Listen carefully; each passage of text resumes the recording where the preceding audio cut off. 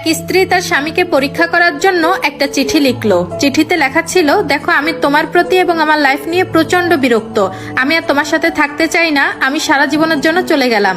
স্ত্রী এই চিঠিটা লিখে টেবিলের উপরে রাখলো এবং নিজের খাটের নিচে লুকিয়ে রইলো। সন্ধ্যায় বেচারা স্বামী বাসায় আসলো। আসার পর স্বামী প্রথমে চিঠিটা হাতে নিয়ে পড়লো, তারপর কলম দিয়ে চিঠিতে একটা লাইন কি যেন লিখলো। তারপর চিঠিটা আবারও টেবিলের উপর রেখে দিল। এরপর স্বামী কয়েক মিনিট দুঃখে ভরা মন নিয়ে নীরবতা পালন করলো। এর কিছুক্ষণ পর স্বামীর নীরবতা গায়েব হয়ে গেল। হঠাৎ করে স্বামী খুব খুশি হয়ে গেল, শীষ বাজাতে লাগলো এবং গান ছেড়ে উল্টাপাল্টা নাচ শুরু করে দিল। এরপর বিছানার উপর শুয়ে ফোনটা বের করে স্বামী তার কোন এক বান্ধবীকে কল করলো। ফোনের ওই প্রান্ত থেকে বলতেছে, আজ ফাইনালি আমার লাইফ থেকে আমার আপদটা বিদায় হয়েছে। শুনো ডার্লিং, তুমি আমার জীবনে আগের মতোই থাকবে। আমার স্ত্রীটা আর আমাদের মাঝে কোনো বাধা দিবে না। এখন থেকে তুমি যখন ইচ্ছা তখন আমার বাসায় চলে আসতে পারবা। জান, আমি তোমাকে ছাড়া একদমই বাঁচবো না। এমন অনেকক্ষণ কথা বলার পর স্বামী ফোন রেখে বাসার বাইরে চলে গেল হাসতে হাসতে। হয়তোবা তার ফোনের ওই প্রান্তের বান্ধবীকে আনতে গিয়েছে বাসায়। এদিকে তার স্ত্রী খাটের নিচ থেকে কাঁদতে কাঁদতে বের হলো। এমন একটা পাজি স্বামীর সাথে এতদিন সংসার করেছে, এটা ভেবেই সে কপাল চাপড়াচ্ছে। হঠাৎ তার মনে হলো, দেখি তো স্বামী চিঠিতে কি লিখেছে। তাড়াতাড়ি টেবিলের কাছে এসে চিঠিটা হাতে নিল।